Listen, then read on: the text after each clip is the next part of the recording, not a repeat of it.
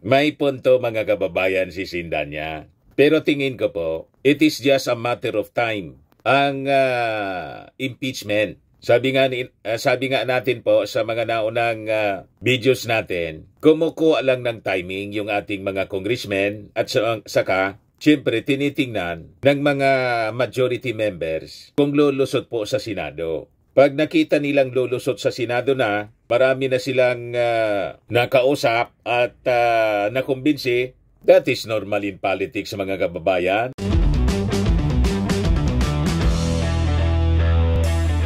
Ito naman po yung bago naming product na binibenta online. iGlow Serum, whitening po siya. Tingnan ninyo yung epekto sa aking anak na architect before and now. Yung mga inquiries po ninyo, dumiretso na lang kayo sa kanyang Facebook account, Riz Maravillas. Yung mga kababayan ng Akbayan representative na si Percy Sindanya, yung nag-endorse po ng unang impeachment case laban kay Sara Duterte, pag si Sara niya na-impeach, yung ating mga mamamayang Filipino ay makakatulog ng mahimbing. Yan o. Akbayan, impeaching VP Duterte would let Filipinos sleep better at night. Ngayon kasi mga kababayan, yung ating mga mamamayang Filipino hindi pa makatulog ng mahimbing kasi yung Vice Presidente, siyempre, siya yung successor ng Pangulo. I-inappoint pa naman yung kanyang sarili as designated survivor. So nandyan mga kababayan ang banta. Any moment, may banta mga kababayan. Baka to make over. Pero malabo man po. Pero ito yung naging sabi ni Sindanya, na pag na-impeach si Sara, makakatulog na niya ng mahimbing yung ating mga mamamayan. Meanwhile, yung mga members naman po ng Quadcom natuwa dahil sa overwhelming support ng ating mga kababayan sa trabaho ng Quadcom. 61% kasi po ng ating mga mamamayan are supporting the investigation na ginawa ng Quadcom. Ako tingin ko, kung itong mga members ng Quadcom in 2028 tumakbo sa pagka-senador, kaya lang ngayon po, paramihan sa kanila re-electionist pa, pwede pa sa kanilang mga distrito. Pero once sila mga kababayan tumakbo sa pagka-senador sa 2028, marami sa kanila po ang mananalo. Approve ng ating mga kababayang Filipino yung kanilang ginawa mga kababayan. Naging katapat na nga po ng Netflix series ang Quadcom investigation. Pag Congress yung nag-iimbestiga po, lalo yung Quadcom, saka yung Committee on Good Government, napakarami pong bumababad sa nakababad po sa live streaming ng Congress. Talo yung Senado. But before ko mga kababayan ibigay sa inyo yung full story ng mga balitang yan, click subscribe muna dito sa ating YouTube channel. And hit the notification bell para lagi po kayong updated sa mga kaganapan dito sa ating bansa. Like and share na rin po ninyo ng ating video. At huwag na rin po ninyo na-skip yung ating mga commercial ads para tuloy-tuloy lang ang pag-unlad ng Bagong Pilipinas. At itong ating programa mga kababayan, atid sa inyo nitong ating mga sponsors. Firmax Firming and Lifting Cream. Pinapay po sa mga pulses in affected area. Mainam po ito sa mga pains at paninigas ng mga kaso-kasuan. Ito sa mukha naman yung application, anti-aging, Automax po siya. Ito iGlow Serum mga kababayan. Whitening po siya. Made in South Korea. Ito naman po, Nengxia Red Mixed Fruit Drink. Gawa po siya sa goji berry. May anti-cancer properties po siya. At sa mga nagana po ng malinis and spacious fitness gym, pumunta lang po kayo sa aming Colossal Fitness Gym. May Grab ka rental din po kami. At bills payment po sa aming office. At saka sa mga mahilig po sa mga imported bags, manood po kayo sa live selling ni Madam Aileen Rosales sa kanyang Aileen Closet po. Pati mga shoes, ito yung kanya po. Ito yung kanyang page. Kita ninyo, napakagandang mga online selling po siya. Si Madam Aileen Rosales. Cellphone number niya po, 773-798-7816. Balikan natin mga kababayan si Sara na sabi, yun ang cause ng hindi sleepless nights ng ating mga kababayan. Sabi yan ni Sindanya, Akbayan Representative Sindanya, dapat daw ma-impeach itong si Sara. Yan o. Removing Vice President Sara Duterte from office through impeachment will help Filipinos sleep soundly at night. As her stay in power means she will always be a heartbeat away from the presidency. Sabi po ni Akbayan Party List Representative Percival Sindanya. May punto mga kababayan si Sindanya. Pero tingin ko po, it is just a matter of time ang impeachment. Sabi nga natin po sa mga naunang videos natin, kumukuha lang ng timing yung ating mga congressmen at saka siyempre tinitingnan ng mga majority members kung lulusot po sa Senado. Pag nakita nilang lulusot sa Senado na, marami na silang nakausap at nakumbinsi. That is normal in politics mga kababayan. Didiritsoan nila si Sara. Pero pag hindi, masasayang lang kasi po yung impeachment complaint. Kung hindi man po makukonvict si Sara, hihintayin nila po na maging favorable ang situation sa Senado. Palalampasin nila yung eleksyon at i-intensify nila yung kampanya para yung mga kakampi ni Sara sa Senado po matalo sa midterm election. Ganun po. Yung ating mga congressmen, they have very strong influence sa mga distrito. Yun ang magiging strategy niyan. So malamang, manalo siyempre, based on survey, mga kaalyado ng ating Pangulong Bongbong Marcos. Pero there are candidates na kaalyado ng ating Pangulo na naglalaro. Pag nakita yan ng ating mga mamamayan, baka i-support na lang nila yung mga kandidatong dilawan sa Senado. Kasi yung mga dilawan po, anti-Duterte. Di ba?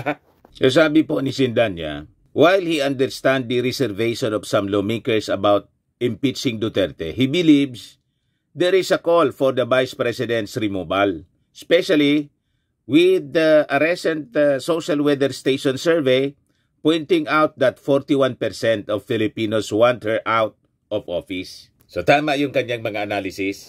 And sabi nga natin, this will put strong pressure sa ating mga congressmen to act and to our senators to convict Sara. Kasi pag hindi nila kinonvict si Sara, sila ang kondinado. Sila yung convicted ng ating mga mamamayang Filipino. Tatanggalin natin sila sa pwesto through election po. Hindi na natin sila iboboto. Di tapos sila sa atin. Tama ba? It will become our their sword of Damocles. Yung ating boto po, ubusin natin silang tablahin, sisibakin natin sila lahat. Ganun lang po. Kaya sabi niya, naunawaan natin saan nanggagaling yung reservation ng ilang mga kasama sa House of Representatives. Pero yun nga uli ang paalala. The time has come for its course of action. Habang dinidelay natin ito, mas lalo tayong di makakatulog ng mahimbing. Imagine you have a vice president that is a heartbeat away from the presidency. A vice president that has abused power, sabi po ni Sindanya. At nagbanta na ipapapatay niya yung presidente. Si Lisa Marcos, pati si Martin Romualdez. No joke anya, no joke. Nangontrata na anya ako, may kausap na akong tao. Imagine that. So, Sara Duterte is a real threat. Kaya tama yung desisyon ng ating Pangulo, tanggalin siya as National Security Member, National Security Council Member, tapos pati yung tatay niya, pati si GMA. Lahat ng former presidents, hindi nakasali kasi sila po ay irrelevant. Sabi ni Bersamin. Kaya sabi ni Sindanya, habang tayo ay nagpapatumpik-tumpik pa, mas lalo di tayo makakatulog ng mahimbing kasi may eventuality na wag naman sana. Pwede siyang mag-assume ng presidency. So the sooner na magagawa natin na ma-impeach siya, the sooner na makakatulog ng mahimbing ang ating mga taong bayan. Isang bangungot na para sa ating mga mamamayang Filipino, si Sara. Yan ang lumalabas sa paliwanag mga kababayan ni Sindanya. May constituency, may growing consensus, may momentum, hinog na ang panahon para sila ay sumuporta at sila ay sumama sa ating panawagan na panagutin ang nag-abuso sa kapangyarihan. Umaasa ako na sa pagbubukas muli ng Kongreso sa Lunes at saka dito sa lumalabas na survey, madadagdagan pa yung mga nag-endorse sa ating impeachment complaints.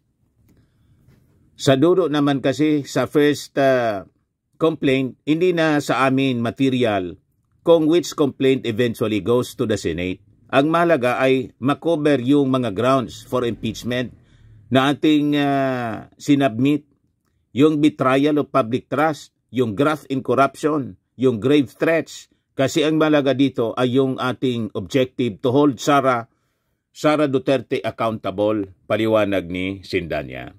Meanwhile, mga kababayan, yung Quadcom, sabi dito sa balita, 61% sa ating mga kababayan, approve nila yung ginagawa ng Quadcom. Lalong lumakas po yung loob, na-inspire yung ating mga congressmen na members ng Quadcom. Hindi po umobra yung paninira ng mga DDS na tinatawag yung Quadcom na Tuwadcom. Tuwadcom daw. Yung iba naman ang tawag Huwadcom. Kayo yung mga huwad, yung mga leaders rinyo ang mga huwad na tagapaglingkod ng bayan. Na dapat patuwadin mga kababayan through impeachment at through the filing of criminal charges. Yung nirekomenda mga kababayan na crimes against humanity ng Quadcom. Ito ang tuwa po si Chairman Ace Barbers. They were overwhelmed mga kababayan by strong public support para sa Quadcom probe na ginawa. Lalo sa issue mga kababayan ng Pogo, ng EG case at yung mga illicit drug trade, land grabbing by the Chinese nationals during the tied to the Duterte's administration, war on drugs. Base kasi mga kababayan sa Pulse Asia survey conducted from November 26 to December 3, lumalabas na 61% ng ating mga kababayan pumapabor sa Joint Panels probe which seeks to expose systemic abuses and hold perpetrators accountable. So gusto nila talaga papanagutin yung mga nasa likod. Alam na ninyo kung sino yung nasa likod. The previous administration po. So sabi po ni sabi ni Ace Barbers, this is a clear mandate from the people to pursue justice and expose the truth behind these systemic abuses. We will not waver in our mission to hold powerful offenders accountable, sabi po niya. Ang mensahe niya ay napakalinaw. It is loud and clear. Filipinos want accountability and reforms. This investigation is a crucial step in dismantling the networks of corruption and abuse tied to EGK's illegal drugs and Pogos. The joint panel composed of the Committees on Dangerous Drugs, Public Order and Safety, Human Rights, and Public Accounts has uncovered alarming connections among EGKs, drug syndicates, and illegal Pogo operations, including allegations of money laundering, tax evasion, and human trafficking. Lahat na mga kababayan na pinakang mabibigat na krimen, kinasangkutan na po ng mga previous leaders. Kagimbal-gimbal po yung kanilang connection. Matindi. This is the first time na may narinig tayong ganito kalala na sitwasyon concerning officials of government, active and previous officials. Kaya sabi ni Barbers, these revelations are just the tip of the iceberg. Our work ensures that those who exploit the system and exposed and held accountable. The committee leader said, emphasizing the importance of breaking the cycle of impunity and creating safeguards to prevent future abuses. So, base sa survey mga kababayan, lumalabas ang napakalakas na suporta from respondents in the NCR, 73% po. Sa Balance Luzon, 66%, with robust backing across socio-economic classes, 64%, from Class ABC, 62%, from Class D and 52% from Class E. So lahat ng economic classes, overwhelming po yung support sa Quadcom sa ginagawa pong investigasyon laban dito sa mga abuses ng previous officials. Kaya sabi ni Ace Barbers, with strong public support niya, the Quad Committee pledged to deliver justice and proposed measures to prevent similar abuses in the future. Our duty is clear, fight for justice and protect the Filipino people from those who exploit the system. With your support, we are stronger and more determined than ever, sabi po ni Ace Barbers. So tip of the iceberg pa lang po itong mga nadiskubre. So, madaling sabi, magiging tuloy-tuloy po yung mga investigasyon ng Congress. Hindi po yun nagtatapos nung nangyari na mag-report sila. Partial pa lang po yun. Partial report ng committee. Tapos, may mga recommendations na sila. Una, nag-file sila ng mga corresponding bills to address the problem. Yung mga nadiscover po na problema sa investigasyon. Pangalawa, nag-recommend na sila na mag-file ng kaso sa mga sangkot po ng mga personalities. That includes the former president and incumbent senator, si Bongo, si Bato, crimes against humanity. So, mabuhay ang ating mga congressmen. Ngayon lang po, nagkaroon ng mataas na ratings yung Congress sa leadership po pamumuno ni Speaker Martin Romualdez. Kaya galit na galit sila kay Martin Romualdez kasi tama yung ginagawa. O di ba? Pag tama kasi yung ginagawa, marami yung nagagalit. Ganon lang yan. Tuloy ka lang Martin hanggang 2028. Para maayos yung ating bansa at maging tuloy-tuloy ang nasimulan na reforma para sa bagong Pilipinas, pagunlad ng ating bansa, ng ating Pangulong Bongbong. Ayos? Sa mga naghanap ng malinis and spacious fitness gym, pumunta lang po kayo sa aming Colossal Fitness Gym. We also offer Grab Car Rental with our brand new 2023 model ng Toyota Innova. We also accept booking for those who are planning to travel via PAL, Cebu Pacific, and other airline companies, local and international, and bills payment for Meralco Bills, PLDT, Aleco Bills, etc.